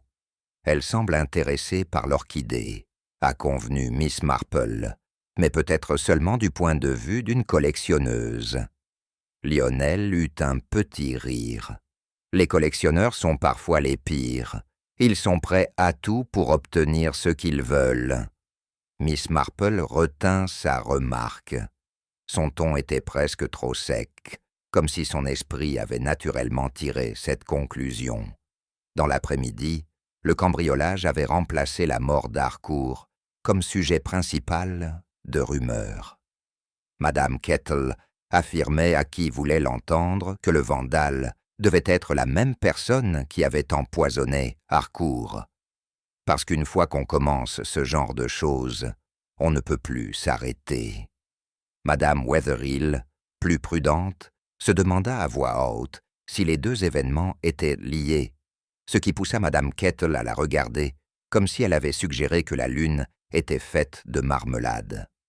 Pendant ce temps, Miss Marple se dirigeait vers la sortie du village, où se trouvait la maison de Madame Veil. Elle n'avait aucune intention de l'affronter, mais était curieuse de voir comment elle se comporterait un jour pareil.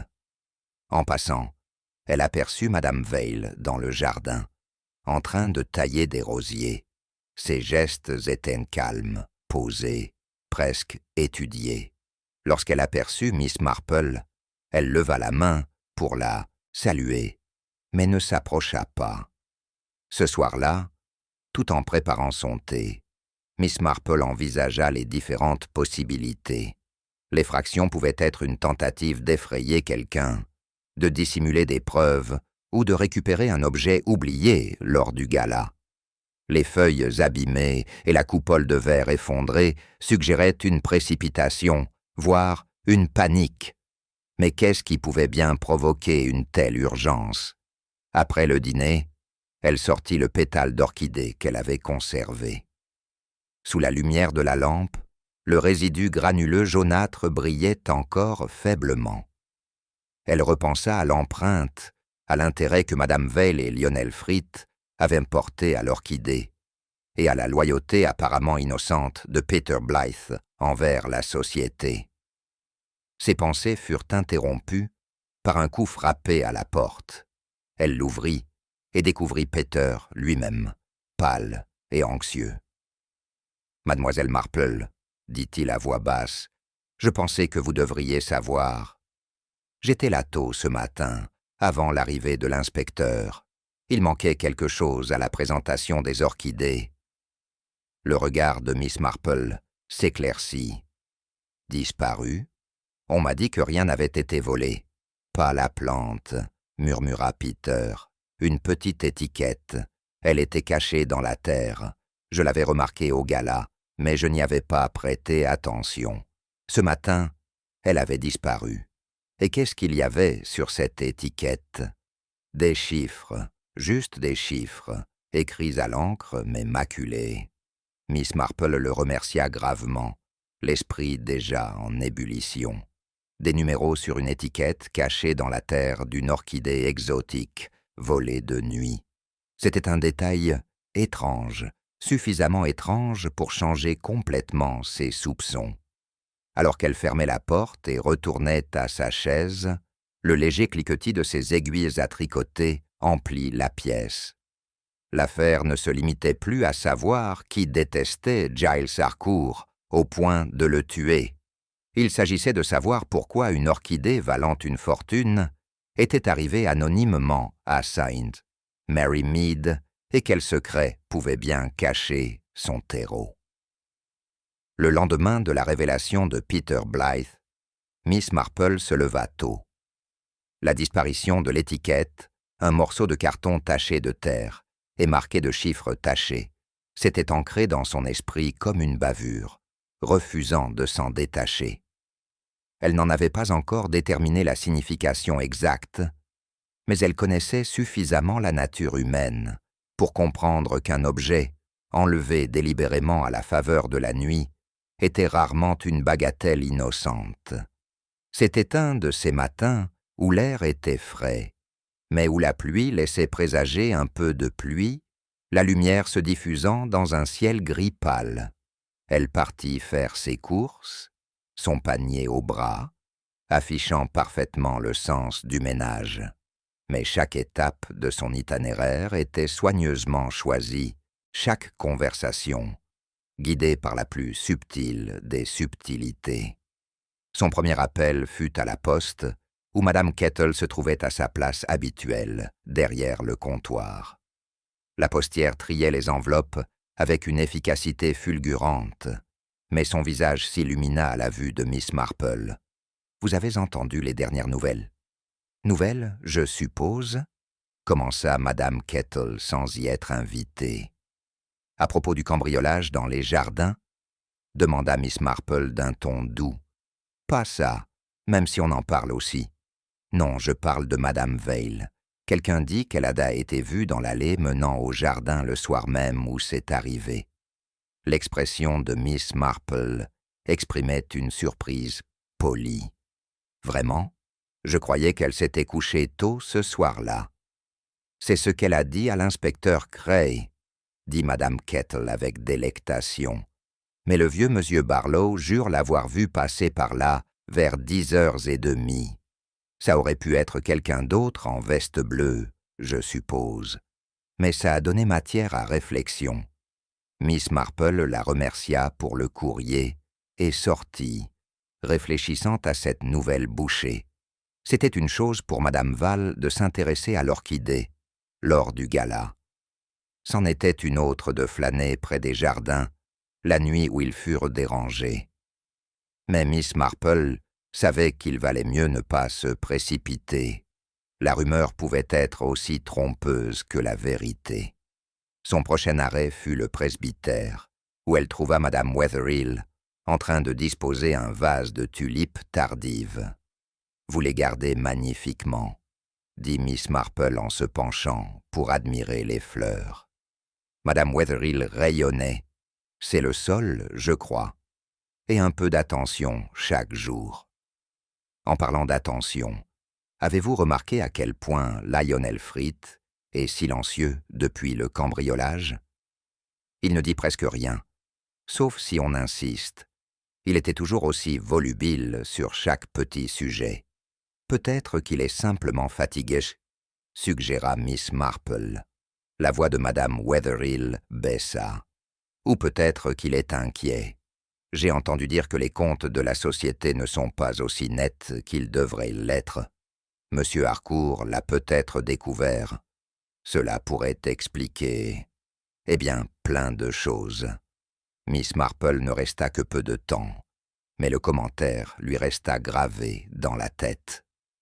Des comptes en désordre, une orchidée coûteuse dont le donateur était anonyme, une étiquette cachée avec des numéros. Tout cela n'était peut-être pas sans rapport. Cet après-midi-là, elle croisa de nouveau Peter Blythe, cette fois devant l'épicerie. Il semblait distrait, comme anxieux à l'idée de lui parler en public. « Des nouvelles ?» demanda-t-elle sur un ton qui aurait pu faire référence à la météo. Pater jeta un coup d'œil autour de lui, avant de répondre. « Juste que l'inspecteur m'a interrogé à nouveau au sujet du gala.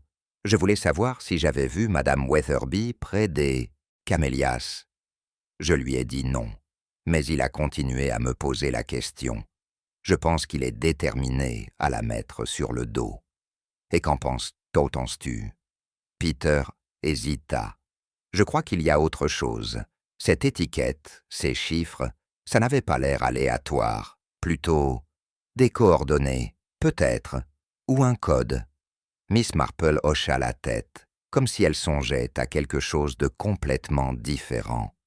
Oui, c'est curieux, n'est-ce pas? Ce sont parfois les plus petits détails qui comptent le plus. Son dernier appel de la journée fut adressé à Madame Vale elle-même. Elle n'avait aucune intention de mentionner la rumeur de sa promenade nocturne. À la place, elle apporta un petit bouquet de lilas de son jardin, sachant qu'un tel geste désarmerait même les hôtes les plus prudents. Madame Val l'accueillit chaleureusement, malgré une légère tension dans ses manières, comme si elle attendait une question pointue. Mademoiselle Marple parla plutôt du temps, des lilas et d'une recette de gâteau aux graines très admirée à l'Institut des femmes. Ce n'est qu'en se levant pour partir que Miss Marple, presque sans réfléchir, dit « Oh, au fait, mon neveu a mentionné que les collectionneurs, marquent parfois les plantes de valeur de manière curieuse, avec des étiquettes ou des codes cachés dans la terre, je crois. Je me demandais si vous aviez déjà entendu parler de ça. » Les yeux de Madame Val vacillèrent, l'espace d'une seconde, avant de sourire. « J'en ai entendu parler. Oui, c'est un moyen de retracer la provenance, mais je n'imagine personne ici le faire. » Miss Marple murmura quelque chose sur les coutumes étranges qui surgissent souvent dans les endroits les plus inattendus, puis prit congé. En rentrant chez elle, elle songea que la réponse de Madame Veil était parfaitement plausible, et pourtant, elle était venue un peu trop vite, comme si elle l'avait répété. Ce soir-là, elle s'installa dans son fauteuil, tricotant, revoyant les conversations de la journée. L'observation de Madame Kettle, le commentaire de Madame Wetherill sur les comptes, les soupçons de Peter sur les chiffres et le déni trop impertinent de Madame Veil. Autant de fils conducteurs. Et Mademoiselle Marple, patiente comme toujours, se contenta de les tisser ensemble jusqu'à ce que le motif se dessine. Pour l'instant, elle savait seulement ceci.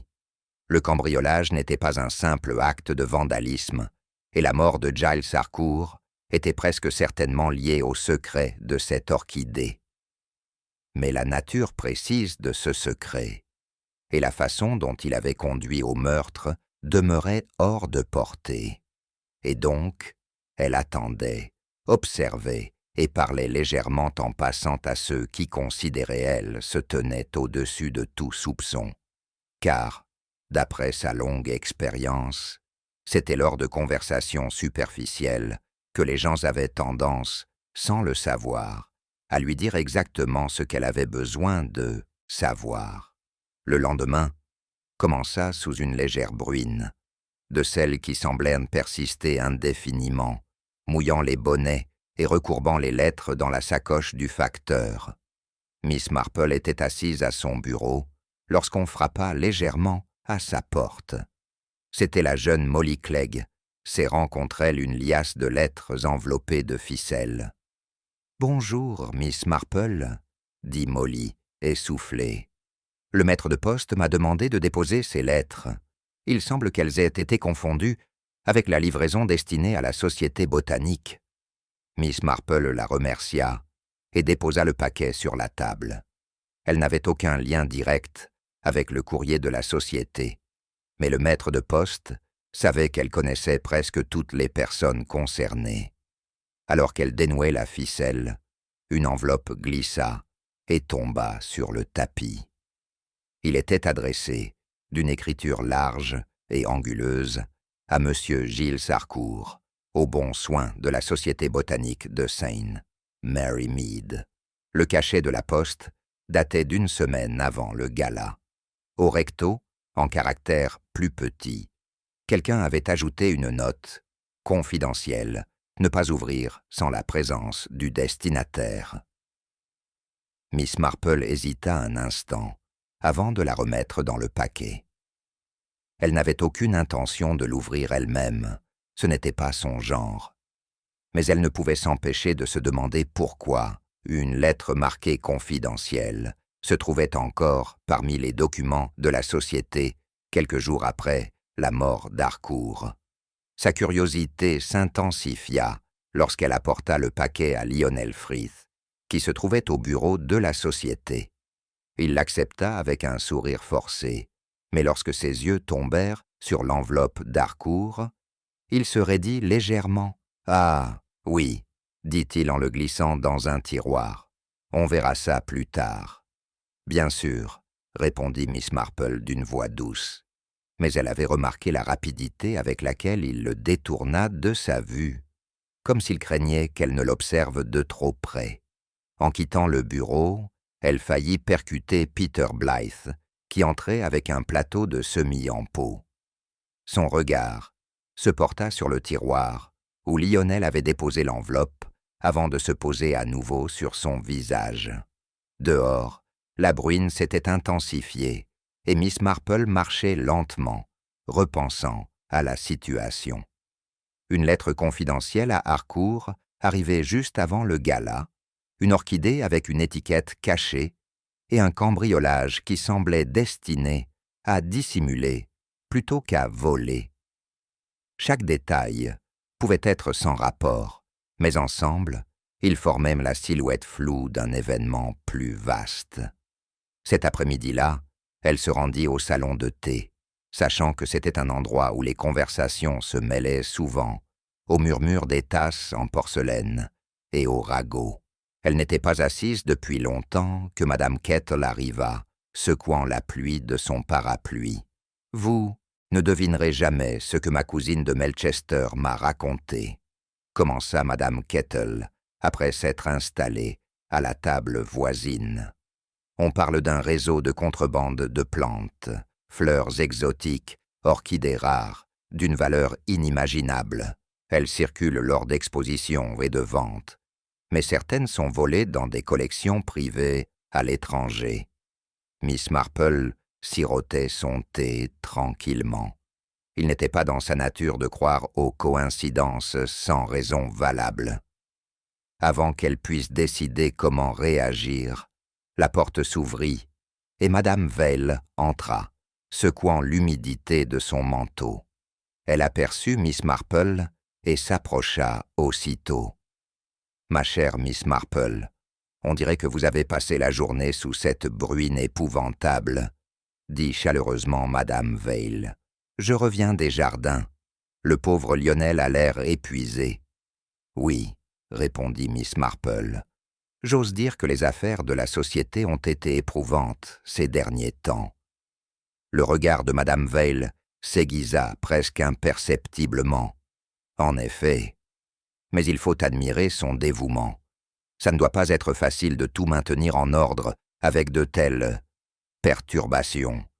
C'était une remarque inoffensive en apparence, mais la façon dont elle l'a dit portait un fond sous-jacent, comme si elle voulait dire plus que ce qu'elle déclarait. Après que Madame Veil se fut installée à une table près de la fenêtre, Mademoiselle Marple termina son thé et se leva pour partir. En sortant, elle s'arrêta à la table de Madame Kettle. « L'histoire de votre cousine sur la contrebande de plantes, c'est une idée intéressante. Je me demande si les orchidées rares de notre société pourraient avoir une telle histoire. » Les yeux de Madame Kettle s'écarquillèrent. « Tu crois? Oh, ça expliquerait bien des choses, non? Cela pourrait expliquer plus de choses que nous ne le pensons, » dit doucement Miss Marple, avant de sortir dans la rue humide.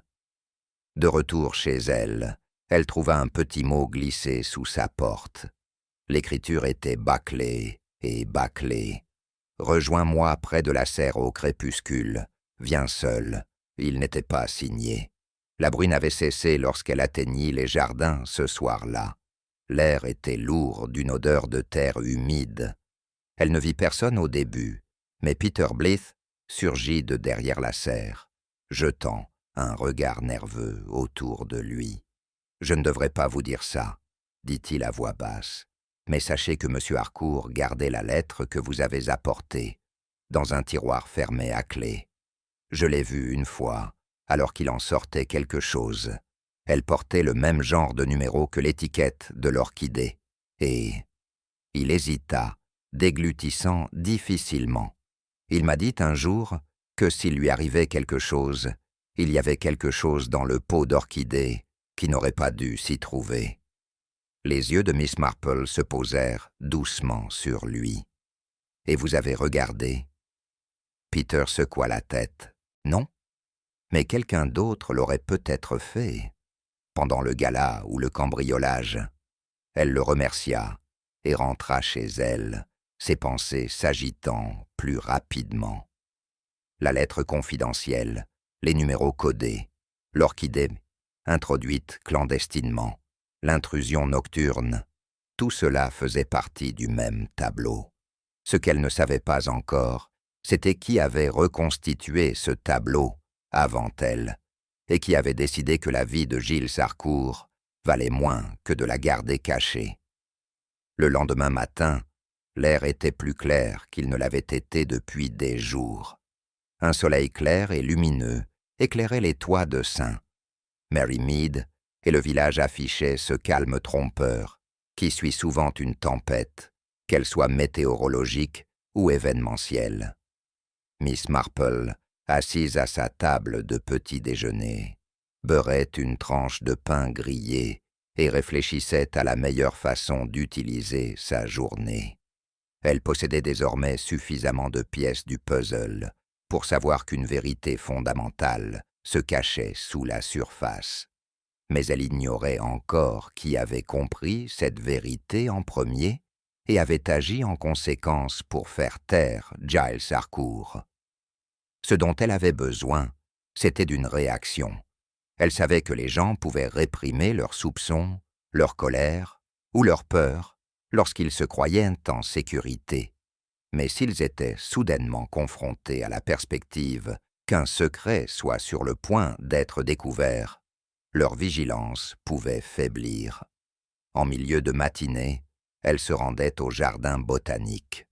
Son plan était simple, annoncer, en toute simplicité, que l'orchidée allait être examinée par un expert londonien, soi-disant pour vérifier sa provenance.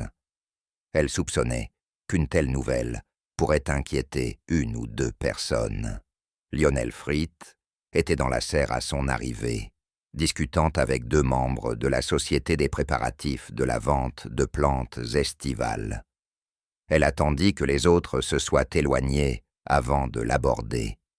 « Mon cher monsieur Frith, dit-elle avec douceur et modestie, je discutais hier avec mon neveu à Londres.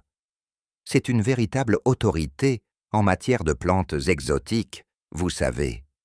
Et il m'a dit qu'il serait très intéressé par nos Orchidaceae imperialis. Je lui ai dit que je transmettrais la suggestion à la société. Il pourrait être là la semaine prochaine. » Elle regarda les mots se calmer. Le sourire poli de Lionel demeurait, mais ses doigts se crispèrent imperceptiblement sur le bord de la table. « C'est généreux de sa part, j'en suis sûr, » dit-il au bout d'un moment. « Mais je ne suis pas sûr que ce soit nécessaire. Nous avons déjà tous les papiers pour l'orchidée. » « Même ainsi, » dit Miss Marple d'un ton doux, « il pourrait peut-être nous éclairer sur son histoire.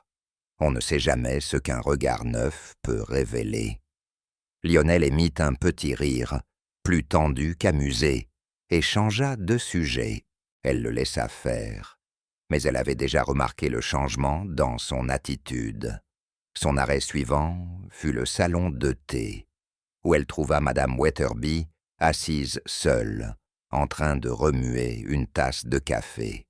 Elle la salua chaleureusement et prit place en face. « Je viens de dire à Lionel, » commença Miss Marple sur le ton de la conversation, « que mon neveu pourrait venir de Londres pour examiner l'orchidée. C'est un véritable expert, voyez-vous. Ça pourrait être passionnant d'en apprendre davantage. » Madame Wetherby haussa les sourcils. « Vraiment, je n'imagine pas ce qu'il y a à découvrir, mais ça a l'air plutôt excitant. Bien sûr, l'idée pourrait déplaire à certains, avec toutes ces rumeurs sur le cambriolage et la question de savoir si l'usine était, vous savez, parfaitement légale. » L'expression de Miss Marple exprimait une confusion polie. « En haut? Oh, juste des ragots stupides » dit rapidement Madame Wetherby, mais il y avait une trace de quelque chose, du malaise, peut-être, qui ne correspondait pas à son ton désinvolte. Du salon de thé, Miss Marple se dirigea vers le cottage, où logeait Madame Veil. Celle-ci la reçut promptement, vêtue cette fois d'une élégante jupe et d'un chemisier en tweed. « Je viens de visiter les jardins, » dit Miss Marple après quelques plaisanteries, « et j'ai mentionné à Monsieur Frith que mon neveu pourrait venir voir l'orchidée. C'est toujours intéressant de voir des experts retracer l'histoire d'une plante, n'est-ce pas? On ne sait jamais où se trouvent des spécimens aussi rares avant leur arrivée ici. » La réaction de Madame Val fut un bref silence avant de sourire. « Oui, on ne sait jamais. Je suis sûr que ce sera une visite instructive. » Mais tandis qu'elle parlait d'autres sujets, Miss Marple remarqua que les doigts de Madame Vale jouaient à plusieurs reprises avec le fermoir de son sac à main, comme si elles étaient agitées. Son dernier appel de la journée fut pour Peter Blythe, qui balayait le chemin devant la remise. Elle lui raconta la même histoire. Peter, contrairement aux autres, s'illumina visiblement. « Penses-tu que ton neveu trouverait quelque chose ?» demanda-t-il avec empressement. Parce que s'il pouvait comprendre ces chiffres, cela pourrait enfin prouver. Il s'interrompit et jeta un coup d'œil autour de lui. « Prouver quoi, ma chère ?» demanda doucement Miss Marple. Peter secoua la tête. « Je ne peux pas le dire, pas encore. Mais si l'inspecteur le savait, ça pourrait tout changer. » En rentrant chez elle dans la lumière de fin d'après-midi, Miss Marple passa en revue les rencontres de la journée. Lionel avait tenté de détourner complètement l'attention. Madame Weatherby avait évoqué des ragots qu'elle était censée écarter, mais sans y parvenir. Le calme de Madame Vale avait été un peu trop mesuré, et Peter semblait vouloir que la vérité éclate, même si l'on ignorait s'il était innocent ou s'il avait d'autres motivations. De retour dans son salon, elle se versa une tasse de thé et s'installa dans son fauteuil. Les fils commençaient à se nouer. Quelqu'un avait des raisons de craindre ce qu'on pouvait trouver dans le sol de l'orchidée ou dans son passé. Et quelqu'un avait été assez désespéré pour tuer Giles Harcourt avant qu'il puisse en parler, et assez imprudent pour s'introduire dans la serre pour en extraire un indice.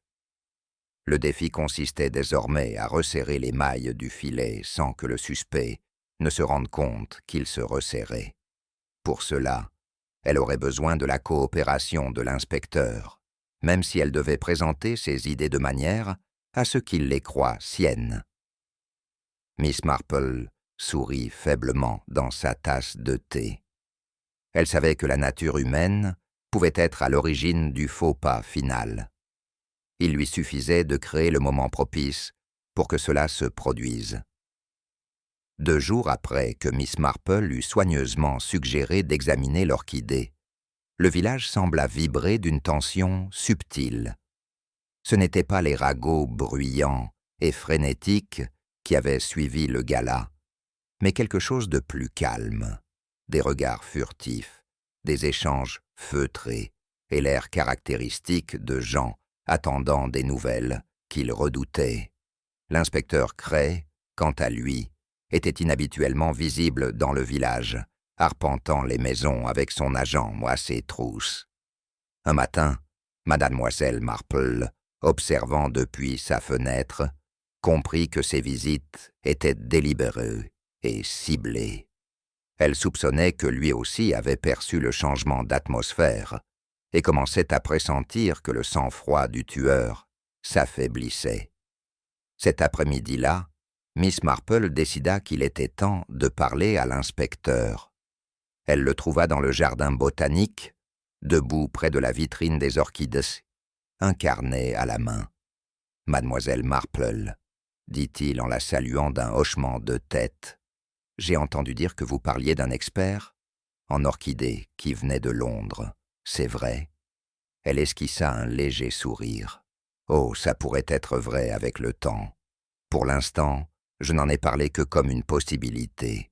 Je trouve que les gens se comportent parfois de manière assez révélatrice lorsqu'ils pensent qu'une affaire sera examinée de plus près. » Cray la regarda attentivement. « Et as-tu remarqué quelque chose qui mérite d'être dit ?»« Quelques détails, » répondit-elle, « mais rien de concluant. Voyez-vous, inspecteur, les gens dérapent souvent, non pas lorsqu'ils sont directement accusés, mais lorsque leur propre version des faits commence à s'effilocher sous la moindre incitation. »« Une bagarre ? » ?»« Oui, » répondit Miss Marple d'un ton doux, comme un alibi qui change très légèrement, d'un témoignage à l'autre. Cette remarque semblait presque prophétique, car plus tard dans la journée, elle entendit elle-même un tel changement. Passant devant le salon de thé, elle s'arrêta juste devant la porte, entendant Madame Weatherby en conversation animée avec Madame Kettle. Et j'ai dit à l'inspecteur Cray que j'étais près de l'estrade des musiciens lorsque Gill s'est effondré, disait Madame Weatherby. Miss Marple fronça légèrement les sourcils. Elle avait entendu Madame Weatherby affirmer quelques jours plus tôt qu'elle se trouvait à la buvette à ce moment précis. Ce n'était peut-être rien, la confusion après un choc n'était pas rare, mais c'était aussi le genre de détail qui pouvait révéler quelque chose de plus révélateur. Elle entra, commanda une théière et les rejoignit comme par hasard. « Vous deviez avoir une excellente vue depuis la tribune des musiciens, » dit-elle avec douceur. Madame Weatherby cligna des yeux. « Oh, eh bien, je n'étais pas tout à fait dessus, juste à côté. J'étais, de passage. »« Oui, » dit Miss Marple en se versant du thé. « Il peut être si difficile de se souvenir exactement de ces choses, surtout quand on a été si bouleversé. » Madame Kettle, inconsciente du fond du sujet, se lança dans une histoire sur les nouvelles serres de sa cousine, mais l'esprit de Miss Marple était déjà en ébullition. Un alibi changeant ne prouvait pas en soi la culpabilité, mais il suggérait un malaise, et ce malaise, elle le savait, pouvait être exploité. Ce soir-là, elle retourna au jardin et trouva Peter Blythe seul dans la serre, arrosant les nénuphars. Il semblait heureux de la voir, malgré une certaine nervosité. « J'ai réfléchi à cette étiquette, mademoiselle Marple, » dit-il doucement. « Si les numéros sont bien ceux que je pense, ils pourraient correspondre à un catalogue d'un collectionneur d'Amsterdam. J'en ai déjà vu des similaires, dans un livre que M. Harcourt conservait dans son bureau. Et M. Fritt est-il au courant de cela ?» Peter hésita. « Je le lui ai dit une fois, mais il a dit que je devais me tromper. Il s'est débarrassé du livre après ça, disant qu'il était obsolète. » Miss Marple hocha lentement la tête. C'était un autre fil conducteur, ténu, mais suffisamment fort pour s'intégrer à un tableau plus vaste.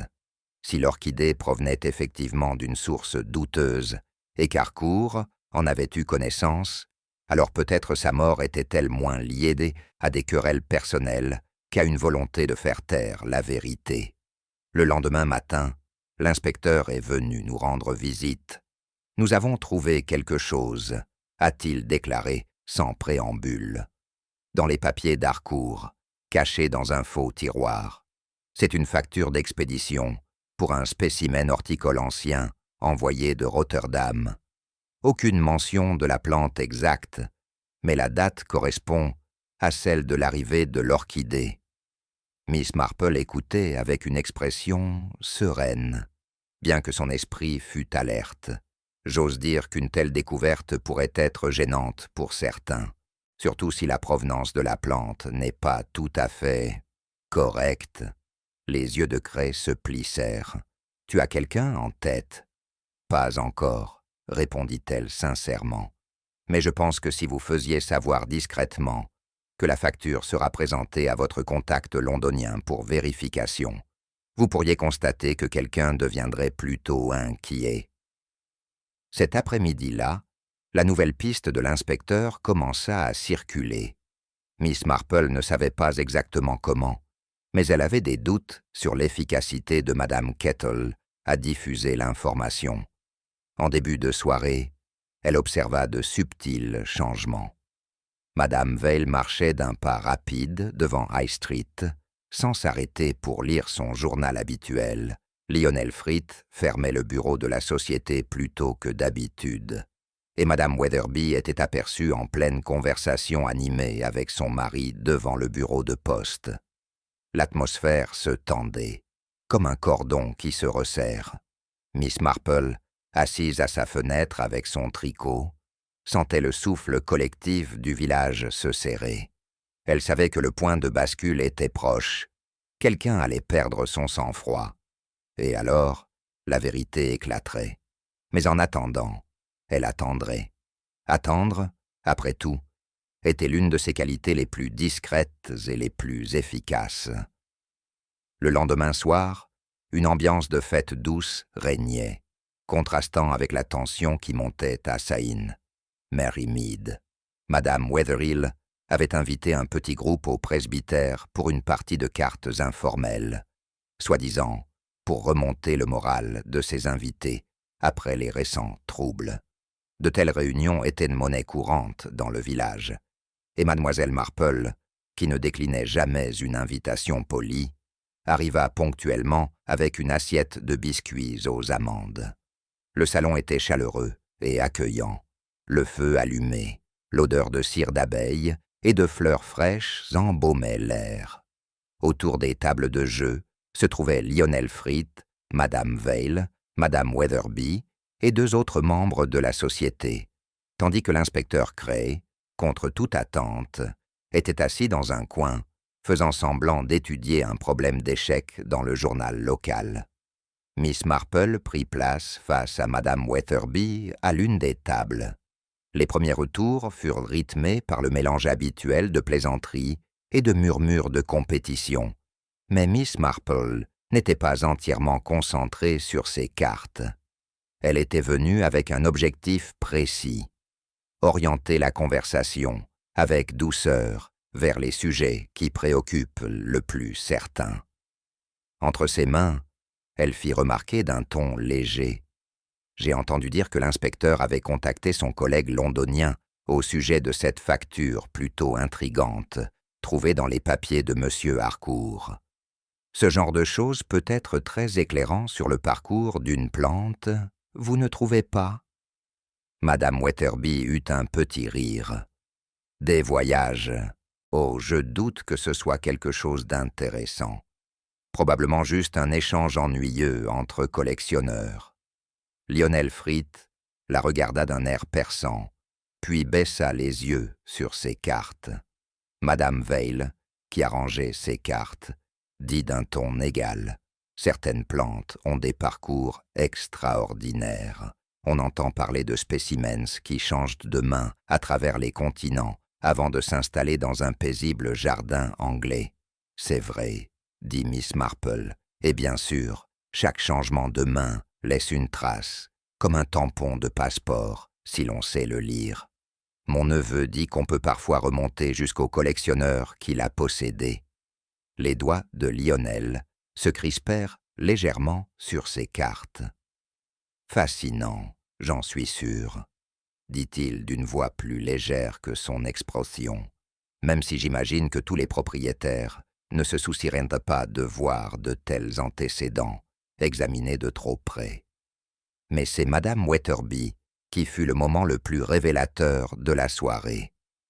Quelques mains plus tard, alors que la conversation revenait au gala, elle se pencha et dit: « Eh bien, quoi qu'Harcourt sache sur cette plante, ça ne valait pas la peine. » Elle s'interrompit brusquement, la bouche fermée comme si elle s'était mordue la langue. « Ça ne vaut pas vraiment. »« Quoi, ma chère ?»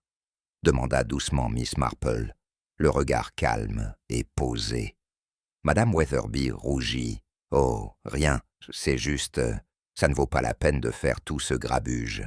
Une tempête dans un verre d'eau, vraiment. » Elle s'occupa à trier ses cartes, mais ses mains manquaient de stabilité. Miss Marple ne dit rien de plus, mais elle sentit un léger changement à la table.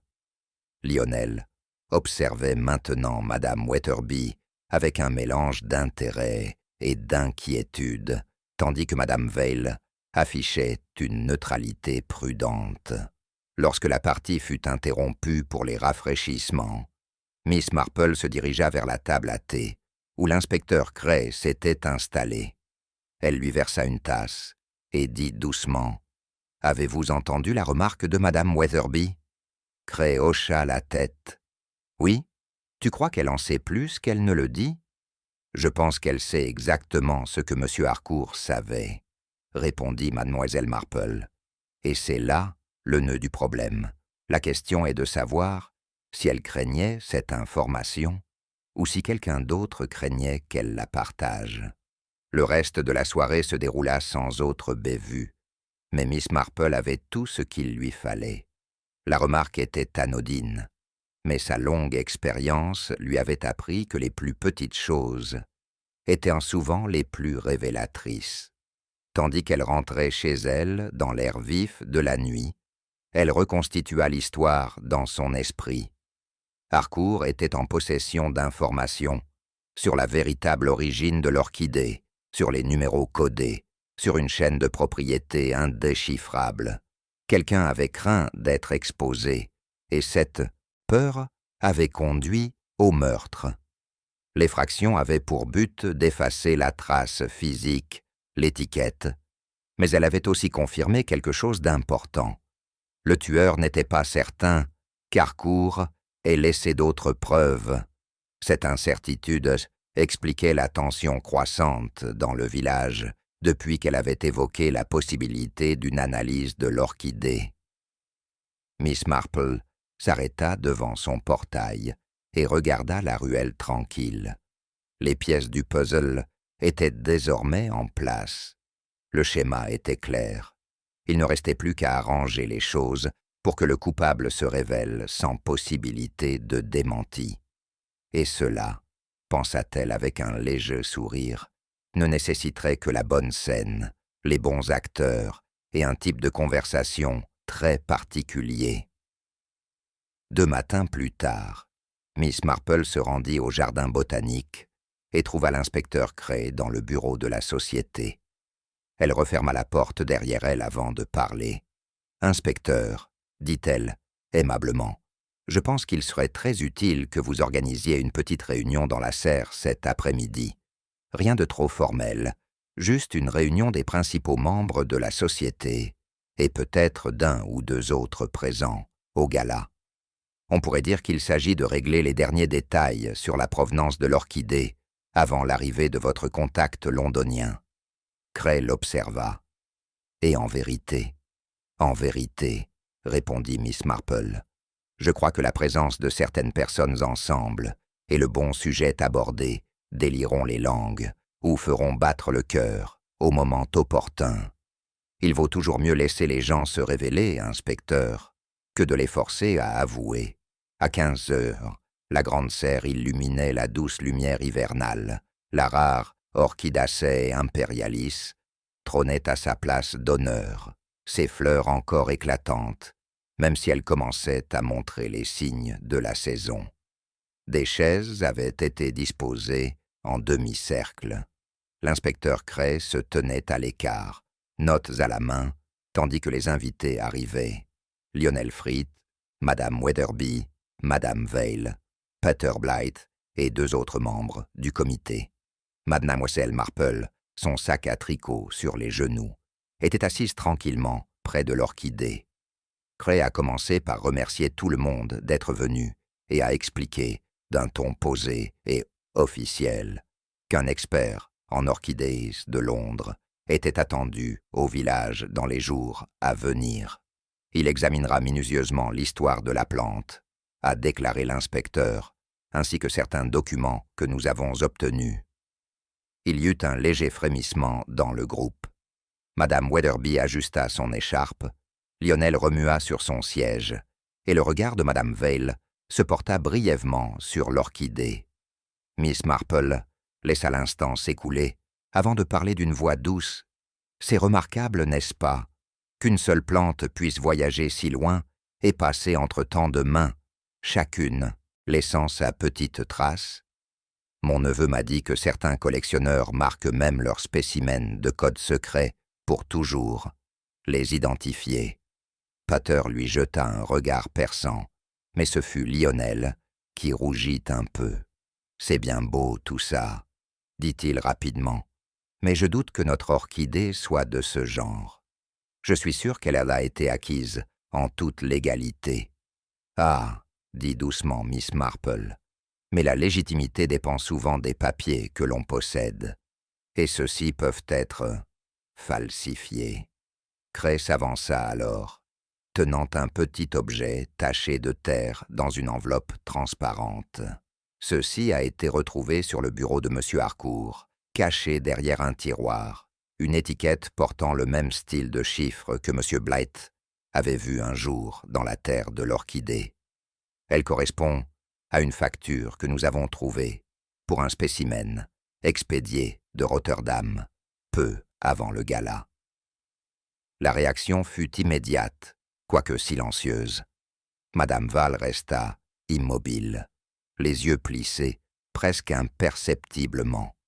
Madame Weatherby baissa les yeux sur ses mains, et Lionel Frith laissa échapper un petit rire nerveux. « Eh bien, je ne vois pas comment cela prouve quoi que ce soit.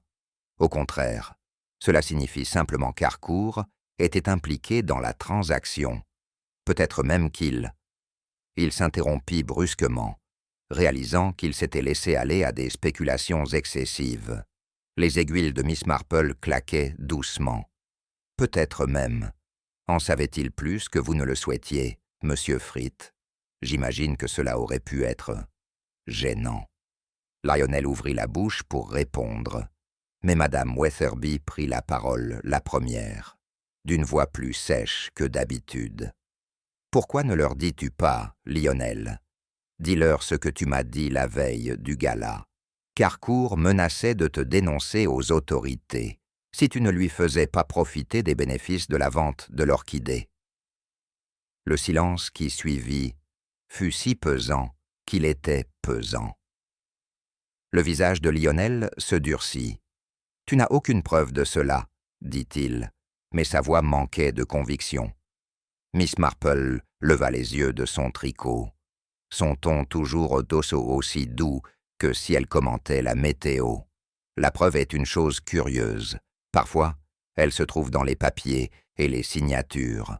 D'autres fois, elle se trouve dans le fait qu'un homme, se sachant suspect, tente malgré tout de s'introduire dans la serre la nuit pour extraire un indice du sol de la plante. » Lionel tourna brusquement la tête vers elle, les yeux écarquillés. « C'est absurde, tu ne peux pas savoir. »« Peter vous a vu, » dit Miss Marple d'une voix douce. « Il ne me l'a dit qu'après coup, mais il a vu la silhouette assez clairement. Vous n'aviez pas tenu compte du clair de lune sur la vitre, Monsieur Frith. » Pendant un instant, le seul bruit fut le léger craquement de la structure de la serre sous le vent. Puis les épaules de Lionel s'affaissèrent et il baissa les yeux vers le sol. « Il allait me ruiner, » dit-il d'une voix rauque. « L'orchidée était ma chance, mon moyen de régler les dettes de la société avant que quiconque ne découvre les pénuries. Mais Harcourt, il en voulait plus. Il a dit qu'il révélerait toute l'affaire si je ne lui donnais pas une part. Et donc, vous l'avez invité à boire avec vous, » dit doucement Miss Marple, « et vous vous êtes assuré que le cordial que vous lui avez tendu n'était pas le même que celui des autres. » Lionel hocha la tête, lamentablement. « Je ne voulais pas. Ce n'était pas censé être rapide. Juste assez pour le rendre malade et lui faire perdre la face. Mais c'était plus fort que je ne le pensais. » L'inspecteur Cray s'avança alors d'une voix ferme, mais sans amertume. « C'est tout à fait ça, Monsieur Frith. » Il fit signe à l'agente à la porte, qui entra pour raccompagner Lionel, tandis que les autres murmuraient, certains sous le choc, d'autres avec une satisfaction contenue. Miss Marple se leva et prit son sac à tricot. Elle s'arrêta près de l'orchidée, examinant ses pétales pâles. « C'est curieux, » remarqua-t-elle doucement. « Comment quelque chose d'aussi beau peut cacher une telle laideur? Mais bon, les gens sont toujours pareils. Il est toujours bon de voir au-delà des apparences. » Et sur ce, elle sortit dans la lumière déclinante, laissant derrière elle le bourdonnement des voix et le léger parfum de l'orchidée. Dans les jours qui suivirent l'arrestation de Lionel Frith, St. Mary Mead retrouva son calme apparent. Les vitrines affichaient leurs décorations soignées habituelles, les cloches de l'église sonnèrent le dimanche matin, et les conversations au salon de thé reprirent leur cours habituel, même si les événements du gala botanique continuaient de resurgir dans les conversations, comme un galet effleurant l'eau, réapparaissant encore et encore, avant de disparaître brièvement. L'orchidée resta à sa place dans la serre, bien que l'inspecteur Cray ait finalement fait examiner l'orchidée par l'expert londonien. Peu de villageois prenaient désormais la peine de la visiter. Pour beaucoup, sa beauté avait été éclipsée par la connaissance de ce qu'elle représentait. Ceux qui pénétraient dans la serre restaient souvent devant elle en silence, comme s'ils s'attendaient à ce qu'elle révèle quelque chose des secrets qu'elle avait autrefois cachés. Miss Marple, quant à elle, vaquait à ses occupations quotidiennes, comme si de rien n'était. Elle s'occupait de son jardin, écrivait à des amis éloignés et prenait le thé au presbytère lorsqu'on l'y invitait. Pourtant, comme toujours, elle remarquait plus de choses qu'elle n'en avait l'air, et il restait encore quelques petites choses à régler. L'une de ces affaires concernait Madame Wetherby.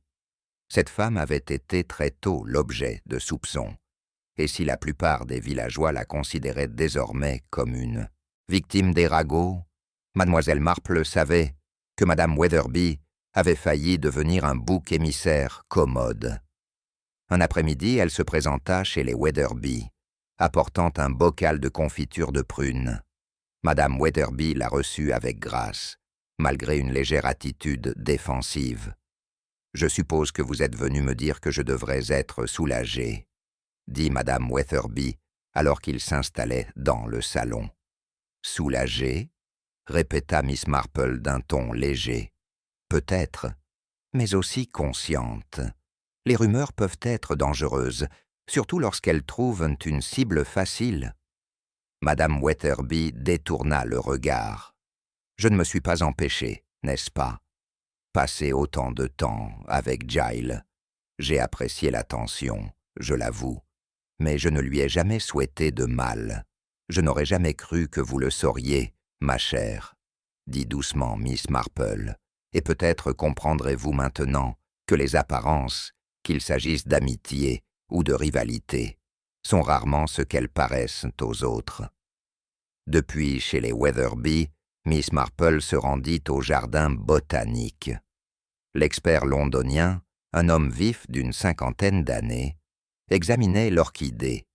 Il la salua d'un signe de tête poli et lui expliqua que la plante provenait bel et bien d'une collection privée, étrangère, et avait circulé entre plusieurs mains avant d'arriver en Angleterre. « C'est un beau spécimen, dit-il, mais son cheminement jusqu'ici a été irrégulier, pas tout à fait légal, si vous me comprenez. »« Parfaitement, » répondit Miss Marple. « Il semble que la beauté emprunte souvent des chemins douteux. » Potter Blythe était dans un coin, en train de rempoter des semis. Lorsque l'expert fut parti, Pater arriva. « Je voulais vous remercier, mademoiselle Marple. Si vous n'aviez pas trouvé la solution, je crois que je me serais toujours demandé qui était derrière tout ça. »« Tu as fait ta part, Peter, » dit-elle. « Tu as remarqué des choses que d'autres auraient négligées. L'étiquette, les numéros, la façon dont la plante a été manipulée. Cela demande un œil attentif. » Il rougit, visiblement satisfait, avant de retourner à son travail. En rentrant chez elle, Miss Marple trouva Madame Veil qui l'attendait devant le portail de son jardin. La londonienne semblait plus sereine que jamais, malgré une pointe de tristesse dans son expression. « Je suppose que vous aurez une piètre opinion de moi, » commença Madame Veil. « Mais j'espérais bien acquérir l'orchidée si jamais elle était mise en vente. Non pas que j'approuve la façon dont elle est arrivée ici, mais parce que, eh bien, la beauté est la beauté, et dans mon monde, on apprend à la saisir quand on peut. » Miss Marple la regarda d'un air calme. « Désirer quelque chose, Madame Veil, ce n'est pas la même chose que de l'accepter. Mais il faut faire attention à ne pas trop s'attarder sur la tentation. Les autres pourraient trop facilement croire que vous avez succomber. Madame Vell incline la tête, comme pour accepter la vérité. J'emporterai une leçon, Miss Marple, et peut-être que le village me pardonnera avec le temps.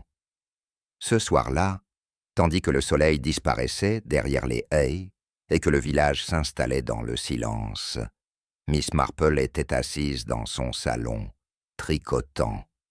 Elle pensa à Giles Harcourt, intelligent, ambitieux, et finalement ruiné par sa propre tentative de manipulation.